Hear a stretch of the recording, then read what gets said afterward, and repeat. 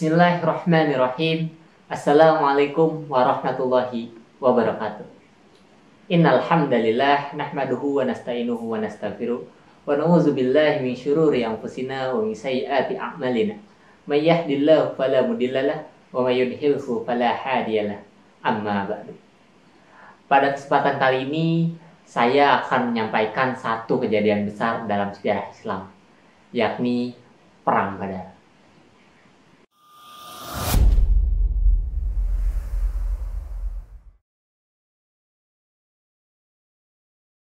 Perang ini lebih dikenal dengan nama Badar Kubro.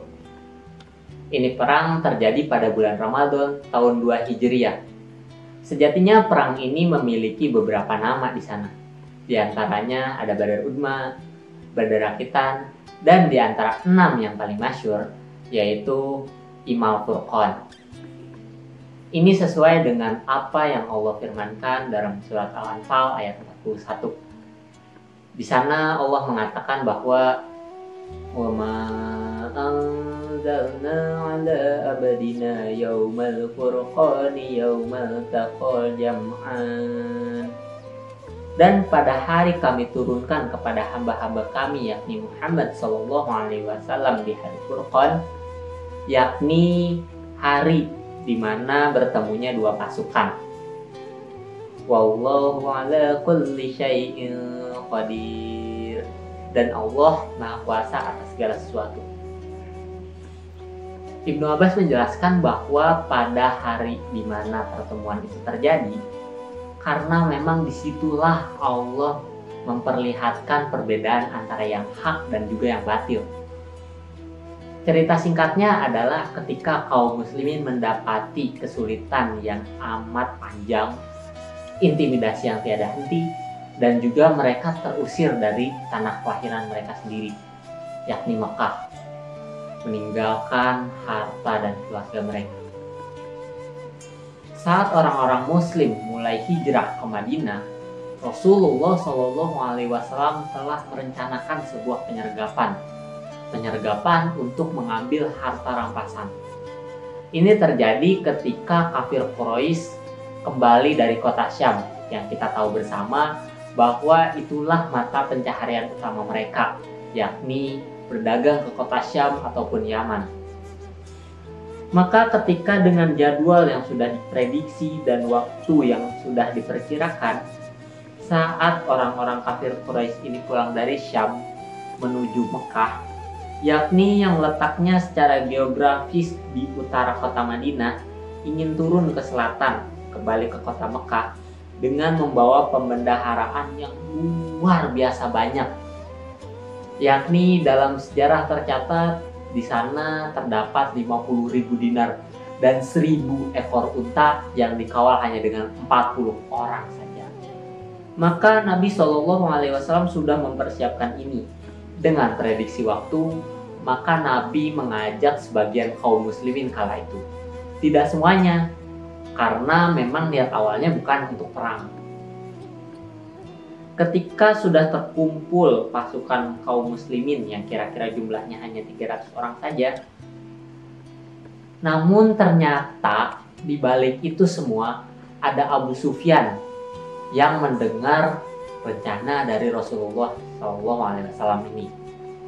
Seketika Abu Sufyan menyuruh orang untuk kembali ke Mekah dengan cepat agar informasi yang dia terima bisa tersampaikan kepada pemimpin-pemimpin mereka. Defend your wealth! Muhammad has come out of Medina to attack the great caravan. How many men? 300. 2 horses. We'll mount 100 horses. How many camels? 70. We'll bring 170. And load 20 of my camels with wine. We'll make a feast of it. This is a war I'd like to fight. A war we cannot lose.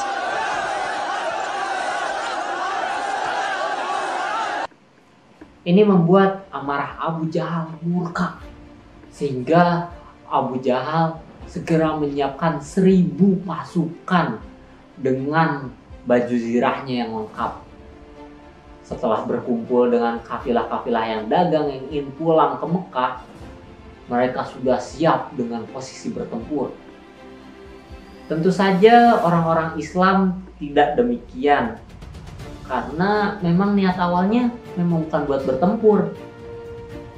Setelah melihat ini, Rasulullah SAW berdoa kepada Allah Subhanahu wa Ta'ala. Ini adalah doa yang masyhur, diriwayatkan oleh Imam Ahmad dalam hadisnya. Di sana dikatakan bahwa Rasul mengangkat lidahnya tinggi-tinggi sampai terlihat ketiaknya, lalu ia menurunkan lidahnya. Ya Allah, penuhilah janjimu kepadaku. Ya Allah, berikanlah kepadaku apa yang Engkau janjikan kepadaku. Ya Allah, ketika Engkau kalahkan atau jika Engkau kalahkan pasukan ini, pasukan Muslim, tidak akan ada yang menyembahmu lagi di dunia ini jika Engkau kalahkan pasukan ini. Ini doa yang masyhur. Sampai-sampai Abu Bakar mengatakan, wahai Nabiullah, cukup. Doamu pasti akan terdengar oleh kaum. Maka perang pun pecah saat 17 Ramadan tahun 2 Hijriah. Dan ini menewaskan sekitar 70 orang dari kaum kafir Quraisy. Di antaranya adalah pemimpin mereka, yakni Abu Jahal, dan juga pemimpin-pemimpin besar lainnya seperti Utbah bin Rabi'ah termasuk di sana, dan juga yang lain-lain. Sementara di pasukan Islam yang kira-kira hanya berjumlah 300 orang saja, hanya menewaskan 14 orang yang insya Allah mati syahid, dan itu pun kebanyakan dari kaum-kaum Ansor. Kemenangan ini sejatinya adalah hadiah yang luar biasa yang Allah berikan kepada kaum muslimin sebagai balasan atas kesabaran mereka melawan intimidasi dari kafilah Quraisy. Hingga kemudian kemenangan ini membuat kaum muslimin memiliki wibawa dan tidak lagi diremehkan. Orang-orang dari Mekah menganggap bahwasannya Madinah ini memiliki kekuatan yang tidak lagi diremehkan dan tidak dipandang sebelah mata. Lalu, apa yang kita petik dari cerita tersebut? Yang harus kita garis bawahi adalah tentang bagaimana takdir Allah Azza wa Jalla mempertemukan kedua pasukan tersebut. Nabi SAW tidak meniatkan ini sama sekali sebagai perang, tetapi Nabi SAW menganggap ini sebagai penyergapan. Namun takdir Allah berkata lain. Allah pertemukan dengan momentum perang di sana, di mana kaum muslimin memiliki ketakutan yang amat dalam melawan kafir Quraisy. Namun ketakutan tersebut membuahkan sebuah keberhasilan. Mungkin pada Ramadan kali ini kita telah menyiapkan rencana yang demikian dan demikian dengan matang sehingga kita dapat berkumpul dengan orang-orang tersayang. Kita menyiapkan segala sesuatu dengan pandangan yang indah. Namun kita dapati pada Ramadan kali ini ada sedikit perbedaan, di mana adanya ujian, kesulitan, musibah, dan wabah, atau bahkan orang-orang yang kita sayangi sudah tidak ada. Padahal Ramadan yang lalu masih bersama kita, bulan lalu masih bersama kita, atau bahkan hari-hari yang lalu masih bersama kita. Kita harus yakin bahwa kemenangan ada di depan mata kita semua. Kita harus yakin bahwa takdir Allah lah yang mengatur semua ini.